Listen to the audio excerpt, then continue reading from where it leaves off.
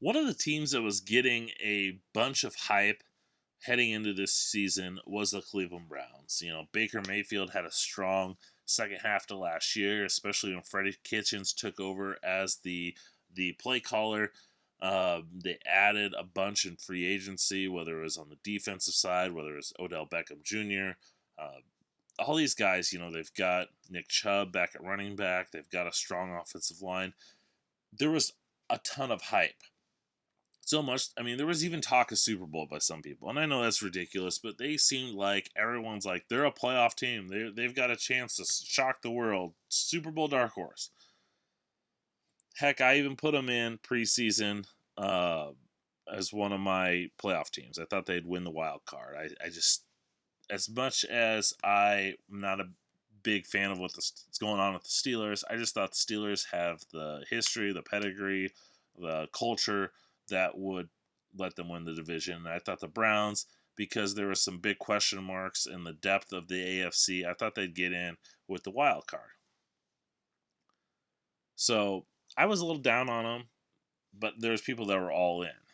Well, come week one, they got dominated by the Titans. Dominated. They got beat by 30 points, 43-13. They did not look good. And Tennessee was a team that was on the fringe of making the playoffs last year. And I think they're one of the teams that a lot of people keep forgetting about because they didn't make the playoffs, but they were right there. Marcus Mariota got hurt at the end of the last season, and they that hurt their chances of making the playoffs. So Mariota's back. They're another year in this system. They've added a few more pieces. I think we need to start keeping an eye on the Titans. But let's get back to the Browns. Okay, so they got dominated.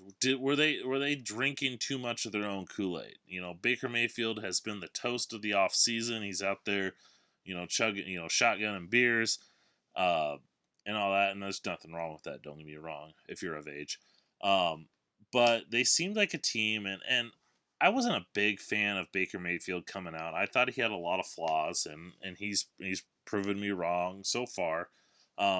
But someone on Twitter put it, and I wish I would have saved the tweet or retweeted it or whatever. You know, Baker Mayfield, for what little he's done, he's played well. He had a good half of last season.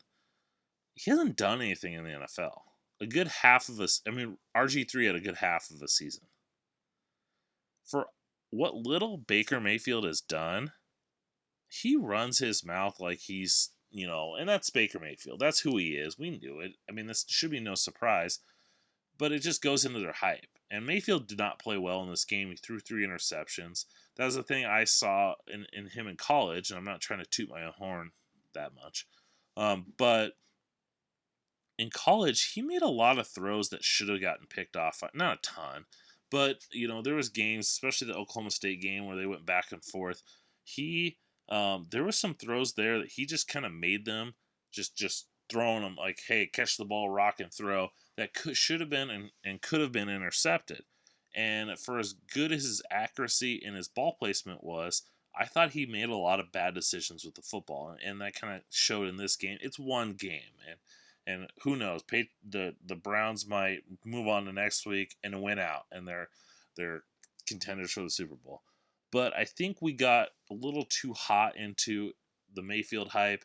I just still think Freddie Kitchens is a big question mark. That was one of the reasons why I didn't pick them to win the division, because we don't know anything about Freddie Kitchens.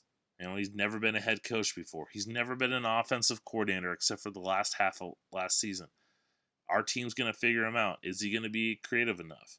Now, his offense isn't really what he was calling last year. They brought in Todd Monken, who came from the Bucs, and they're kind of integrating both offenses. So it's not like it's the exact same offense that Baker Mayfield was running last year and having all that success.